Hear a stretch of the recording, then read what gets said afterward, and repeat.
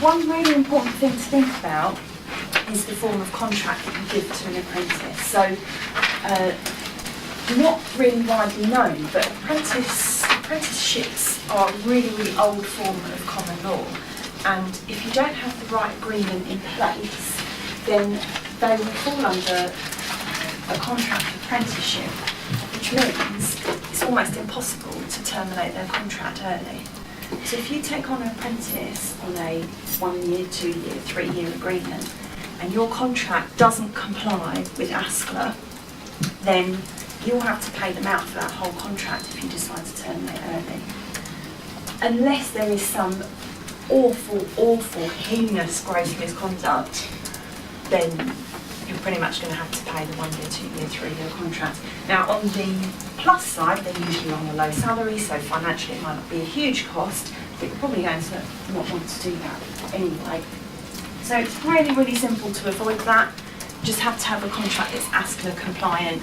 So it's just really important to make sure that if you're taking on apprentices, you have thought about the contract you're asking them to sign, and it's an apprenticeship agreement which is compliant with ASCLA, just that you're protecting your business at the same time.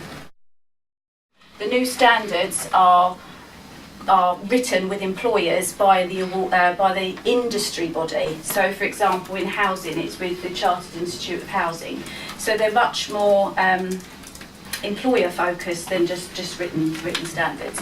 So with the new review of the apprenticeships that's coming in next year, we're looking to put them up to master degree level, up to level 7. So it really gives an alternative to going to university.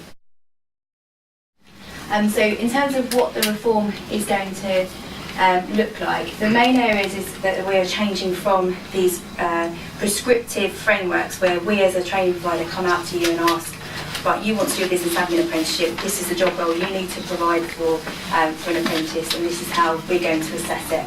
So we're going to be changing the way that we work with employers, and it's going to be far more flexible because the new standards are being driven by industry sector and are being driven by employers that want to show more flexibility, make it more current for their actual employees as well.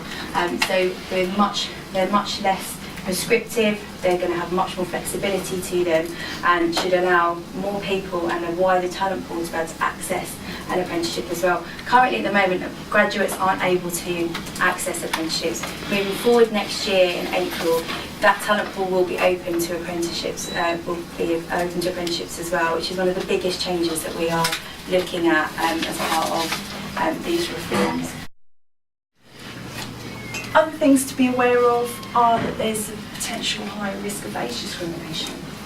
Now, you must have them on consistent terms with the rest of the workforce, so just because they're an apprentice or just because they're very young doesn't mean they shouldn't be entitled to all of the same types of benefits as the rest of your workforce. There are obviously national minimum wage that applies to younger workers, and then there's the separate apprenticeship national minimum wage that's been mentioned already. There's a lower rate even that applies to young workers, so the 16 to 17-year-olds. So that national minimum wage paying younger workers less is going to be fine, but otherwise make sure they're on the same terms and conditions.